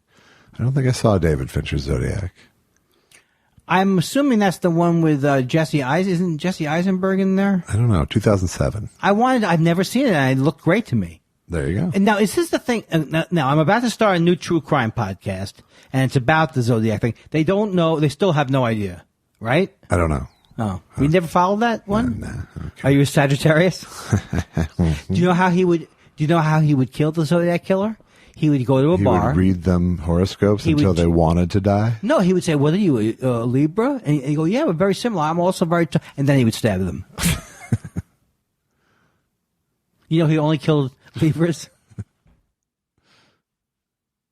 I'll tell you somebody who's bothering me, though, is that Ted Bundy. I don't like his attitude. Is he still alive? No. Tweet Pahara says, if I had $1 for every test show you've done and listened to, I'd have $100 and would send them to you guys congratulatory. If I had $1 for every test show you've done and I've listened to, I'd have $100 and I would send you guys congratulatory flowers and maybe a nice pizza. Who knows? Anyway, congratulations and thank you for all the fun. Thank you, and not that you have to send the pizza, but I'm looking forward to it. It's not about the pizza. At P Poposoft says, What's that? At P Poposoft, what food would you most like to eat 100 of? And what food would you least like to eat 100 of? I always go with sushi. The sushi's my favorite. Like when I'm craving food, I crave sushi. So I couldn't eat 100 crab rolls or 100 popcorn. Okay. What's the least? 100 crab rolls. Like your least favorite food? What's the least thing you'd want to eat 100 of? Oh, I wouldn't enjoy eating 100 liver and onions. Yeah. Well, when I was driving through Amarillo, they have a famous steakhouse where they have a 72-ounce steak. And if you eat it within the hour, you get it free. With all the trimmings as well. All the baked potato and rolls. You have to eat everything. You have to eat everything to get it for free. So I would hate to eat 100 of those. And the thing I would love to eat 100 of, grains of sugar. No, I don't know. I'm just thinking about that. Popcorn's fine. What's that? It's safe to say popcorn because I could eat 100 pieces of popcorn. But I'm trying to think of how, I know I can figure out how big 72 ounces is, but that's just, I would never take someone up on that. No. I wouldn't either. I think that's a lost leader. I don't think anybody ever. People do it. No, people take the challenge regularly. And I think it's like $70-some or $80 if you don't. If you don't. Yeah. So you either go to And of course there's a wall of fame. And then I assume there's an RIP wall somewhere as well. I can't, there's got to be more than one person who's died during an eating contest. Probably. That one woman died on the radio once. It was very sad. She drank water. It was drinking a water contest.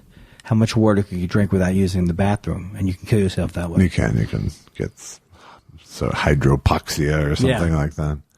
Parush says, can you do this famous Rajid Kant dialogue? Nan oru daharave sona, noru daharave sonu madhiri. Translation, if I had said it once, it's like repeating it 100 times. That is a lot of preparation he put into a special message. Yeah, he really did. And he said, I hope the plug is not yet pulled off the podcast before you get to this tweet. So you're in, Parush. Parush, you made it under the hoo-hoo.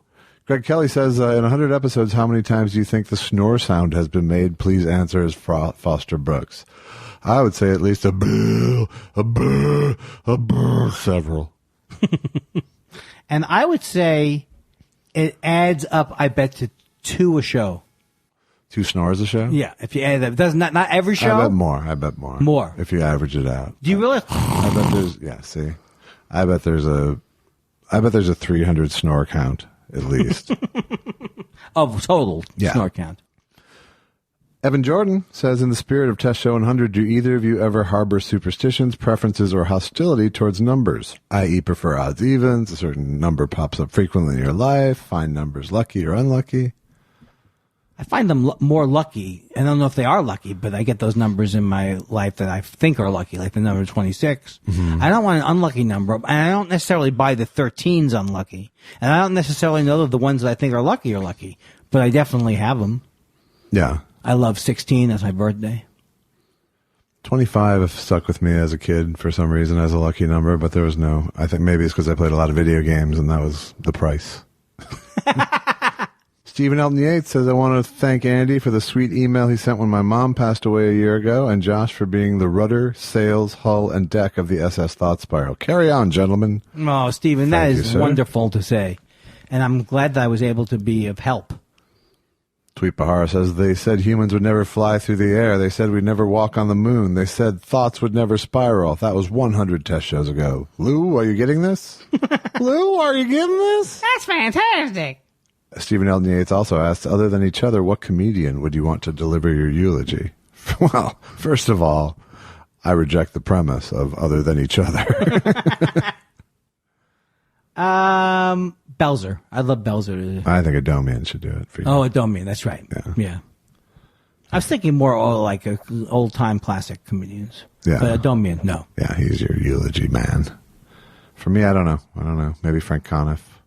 I'd like Adomian to die in place of me.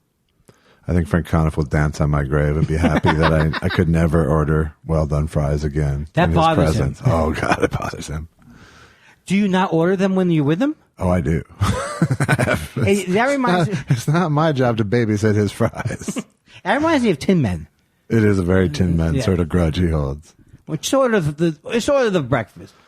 Parush would like to go on the record as saying his favorite Thought Spiral episodes, Test Show 7, 12, 16, 17, 25, 34, 39, 47, 49, 52, 59, 67, 73, 76, 82, 87, 96, 97, 98, 99. Are you kidding me? We are on a hot streak, people.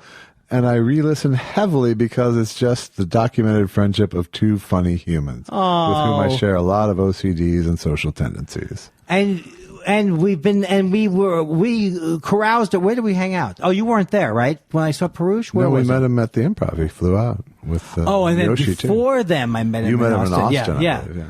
What a family. That is so nice. Yoshi Yamamoto says, Andy, why won't you tell us the reason Larry Berger is in the hospital? It's not Larry Berger. What gave you the idea that Phil Rosenthal wants you to hide his near-death experience? Don't you think Judd Apatow's fans would want you to violate Judd's HIPAA for thought spirals? There's no way Steve Martin would. Did he have one more? No, that was it. That's great. Well, I can now reveal that the person who was in the hospital was Frank Gorshin. Josh Caterer says, congrats on 100 episodes of pure podcastic brilliance.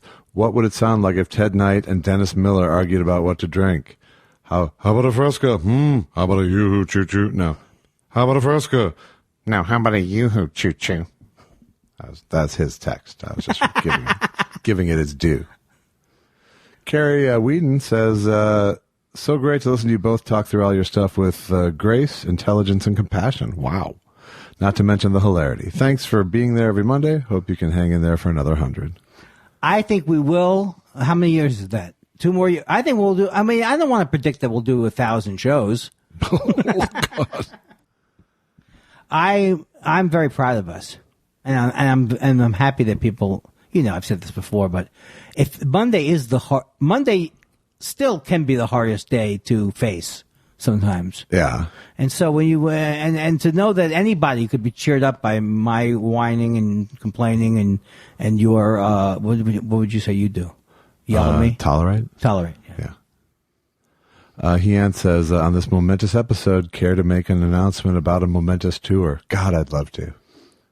I wouldn't even mind making an announcement about the paywall. I will announce my tour of the stage at Acme Comedy Company this week in Minneapolis. My God, you did that seamlessly. Tuesday through Saturday night. I'm recording my album Wednesday and Thursday night, the 10th and 11th. Come down to Acme. Okay. How do you feel about it? Are you ready to go? I go, yeah, I feel good. You know what I was doing? Today I was actually creating a sort of mock-up, taking recordings of stuff so I could see how long stuff was. And I've done that before. That's a laying good it thing. in order on a timeline from different shows. Don't forget to allow for laughs.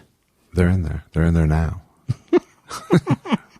Oh, you mean you're lining them up by show? I'm doing it in audio. I'm editing an audio. I'm patching together of like a live fake version of the album itself. That's amazing. Going bit with. I've never done that much work in my whole life. I did. I was in 2 Adderall day today doing that. You sound like the most pathetic drug users. I had to get a Vivarin. Vibrant. Okay, so Dana Schwartz has a 4-part oeuvre here, but we'll give it to him since it's a party. You know what? We don't care. We're not going to Larry King people. The last 2 years of being able to sit in on a conversation between you two every week has brought great joy into my life.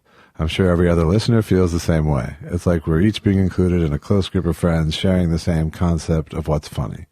This is what makes this podcast a success, and it is so greatly appreciated. Barring future court order or physical attack, I'll always be a fan and at least some level of friend. Hope to meet Josh in person some, which I expect will be as meeting Andy. All my best wishes for future success. P.S. If I may speak for the Rochester Chamber of Commerce, the city greatly appreciates the tourist boon generated by the earlier shows. I hesitate to say how much hundreds of thousands have benefited. Your pal Dana. Oh, that's so cool.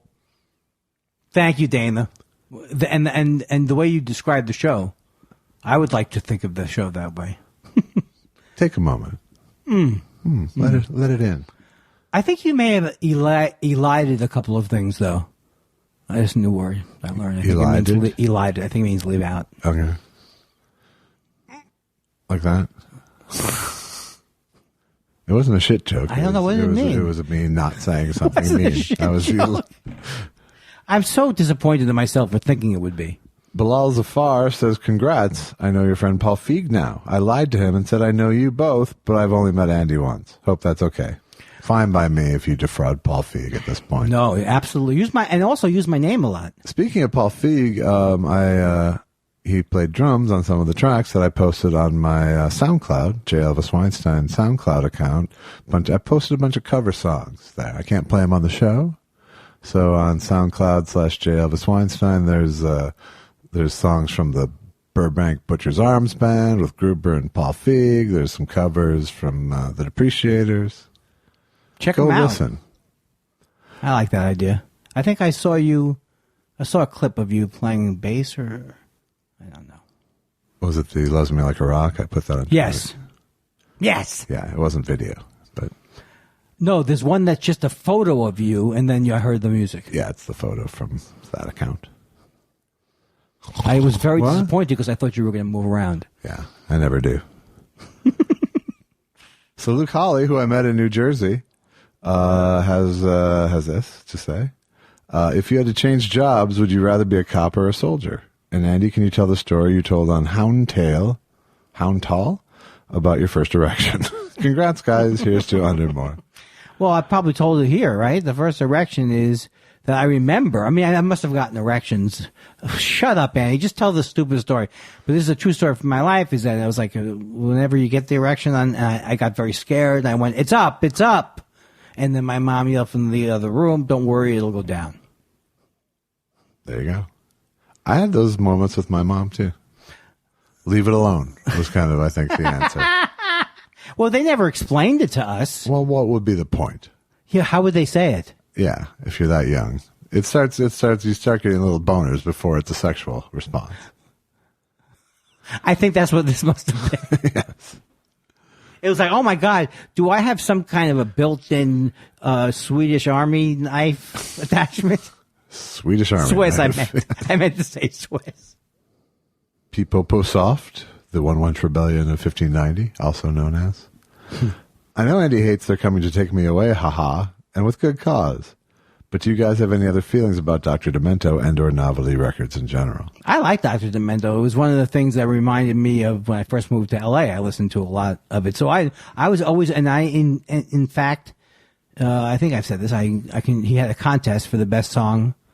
I think it was about the best song, whatever. Yeah. So I sent in the 3 Mile Island. I recorded the 3 Mile Island song, which I know it doesn't matter. But anyway, I need to hear what's the hook. I was 3 miles high, but now I'm 3 miles low because I've stared into the mirror and I think I'm starting to glow. I got the radiation, the nuclear radiation blues. He's got the radiation. Well, I'm losing all my fingers and something like that too.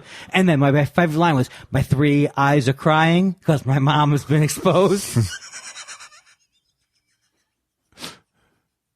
She's tearing at her fingernails and ripping off all her clothes. It's a hilarious song about my mom being exposed. It's the theater. The first thought theater blues. Can't think of a second joke, so the first one's one I'm gonna use. Yeah, but I'll stand by. My 3 eyes are crying because my mom has been exposed. Yeah.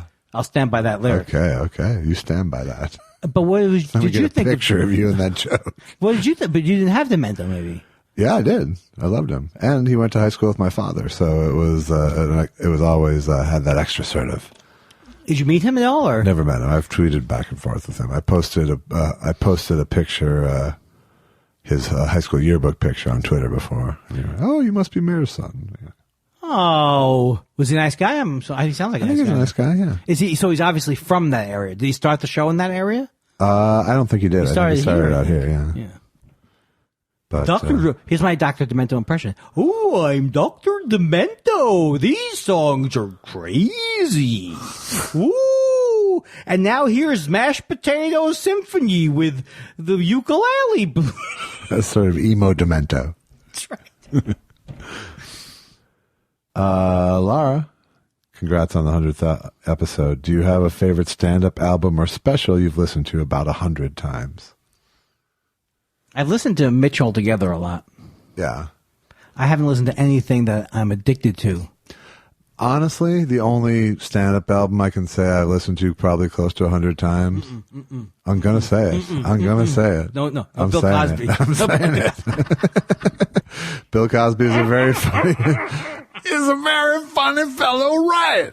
And he had the mashed potatoes. I haven't listened. That's with the one with Russell, right? No, that would be to my brother Russell, who I slept with. It was the first one. It was the one with Superman and with Noah and. Yeah, it was fucking great. Yeah, but he's a rapist, and I can't listen to it anymore. It's a sad ending. That's what I call tragedy. Such a moron. That's Andy's compilation album. That's what I call tragedy. That's what I call. Emily Burton says, congrats, may there be 100 more. Chaotic Neutral says, instead of asking, I'm sorry. Thanks, Emily Burton. Thank you. I don't mean to just buzz through because these. we're like getting so many compliments. We're making it's hard to take. It's Chaotic Neutral says, instead of asking who you'd like to run against Trump in 2020, I'd like to know what you would just barely vote for instead of Trump. Like you really have to think about it. For me, it's either Mike Tyson or the BTK killer. Thanks and happy.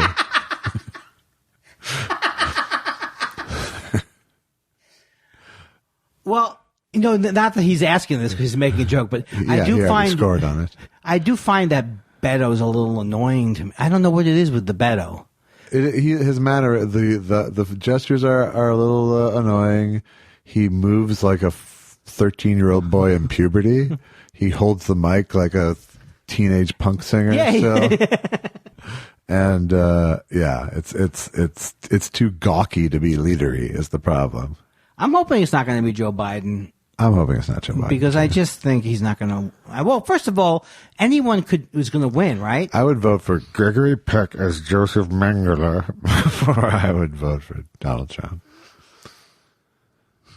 The PTK killer. I just saw that. That's the true crime thing I just saw. Kielbasa Wood Glider says, hey, boys, release number 1 with Test Show 100. Also, congratulations. It's there. Just scroll down. How about that? Sounds like a question I would ask. Wow. How do we get that Test Show number 1? Well, this is podcast, so not that easy to get. Yeah, you'd never be able to figure out that code. Julian Valentich says, Mazel tov, fellas, on hitting the century mark. Nice job, babe. You got me wondering how Foster Brooks and Andy would react to a spicy etouffee if they were at the same table. Give me a little bit of the etouffee. Oh, it's just normal. It's just normal jambalaya. What's the problem? Is it spicy? Well, it is jambalaya. What about the etouffee? Well, the etouffee is not very spicy at all, but little girls will eat the etouffee and they won't have no problem with it. It's,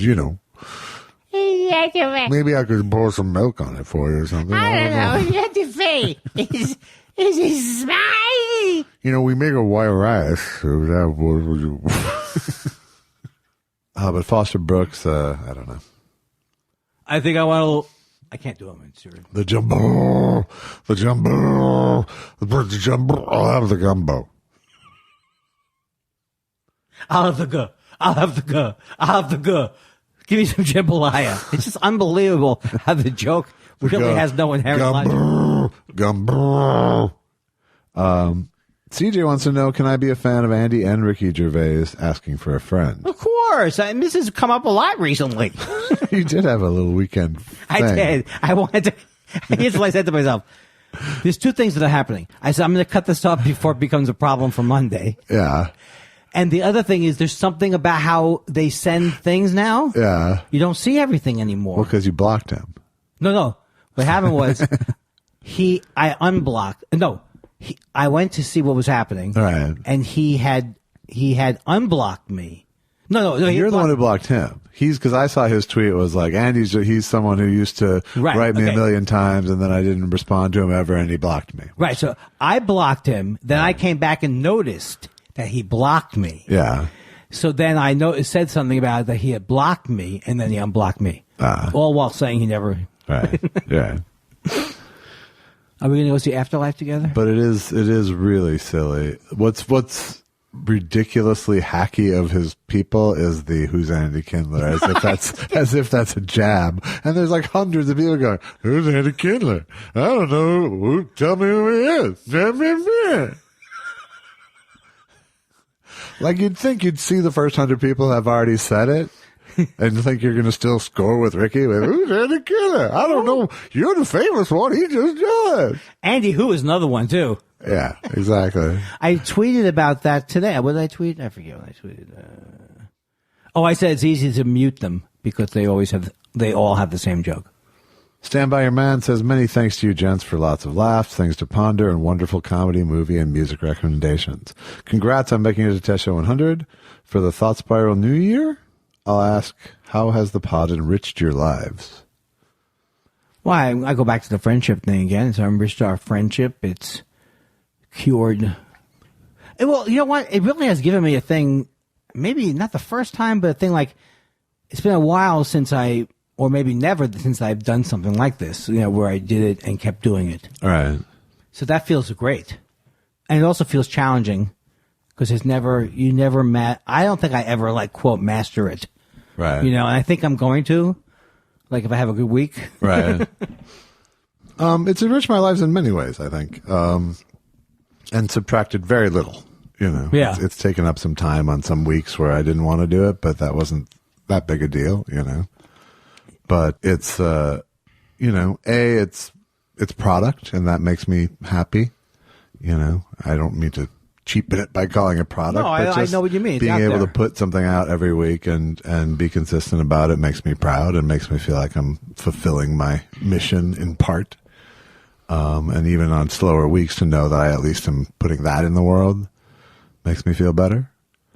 I think it's definitely, helped me tune into my sense of humor more.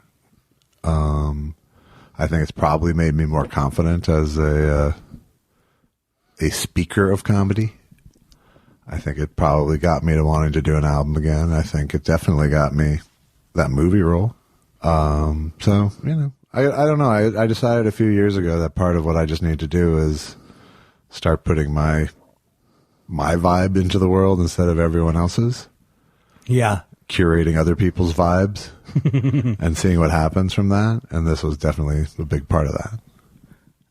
And the other thing I think is amazing is that is the challenging part of it, because if you look at something like this or anything, it's like it's a week. It's like every Monday. I can't wait to get over to Josh's house so we can.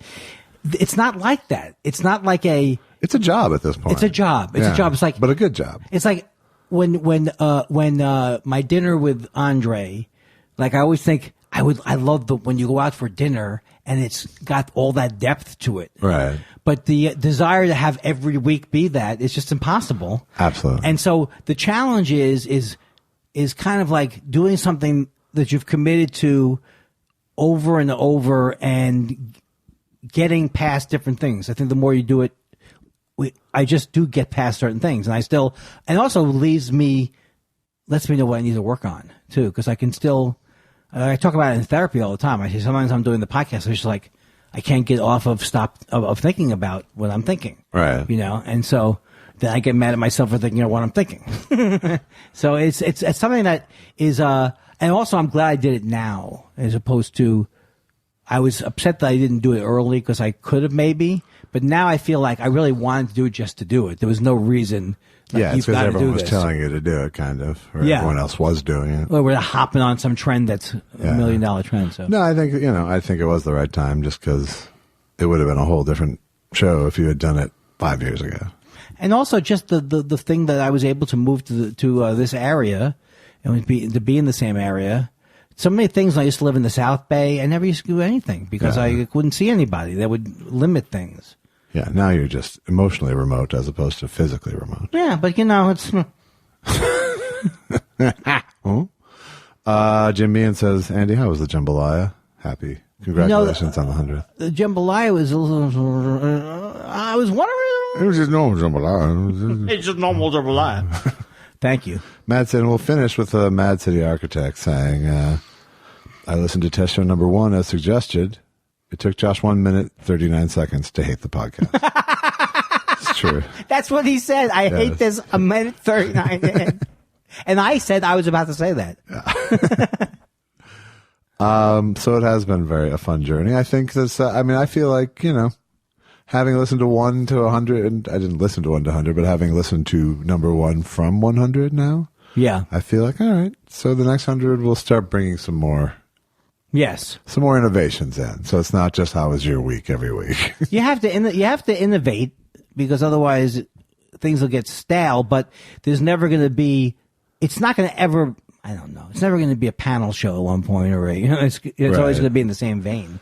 If it goes on. I'm going to give ourselves a 100th anniversary present and say no homework for next week because Josh! I got to work on my act for the And you're album. leaving, and we're doing it before you leave. Yeah, we're going to go Saturday night this time. So bring the champagne.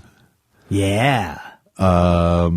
So thanks. I love you, Josh. I love Elvis you too. Weinstein. Send us your email thoughts at I love you too, Andy. I know, it's a hard thing. I just need to You're get a in rotten, there. dirty swindler, but I love you. I know. Very hard for men to express. I'm pretty good at I love you with dudes.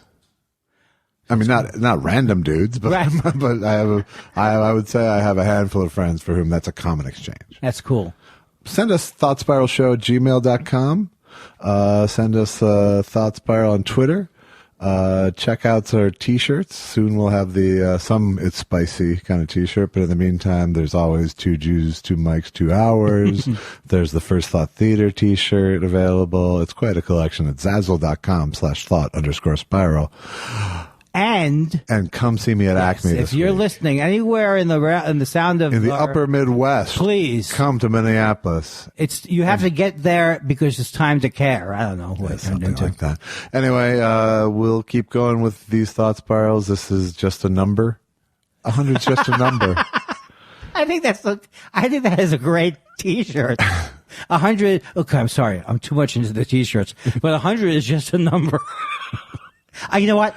I dedicate myself in this next 100 episodes to work on my laugh a little bit. Okay, I think fair enough. Bring it down a notch. Yeah. This next 100 will be all about decackling the show. I don't want to lose it, but I can hear myself in the first jump. I was a little Ed McMahon-like. A little bit. We were both forcing it. Yeah. Now we don't give a shit. No, it's all gravy now. We've settled in. All right. Thanks so much. We love, and we wouldn't say love you but we do. To the listener? I don't know. Just stop me. We love you in a way that doesn't end up with you threatening us. Bingo.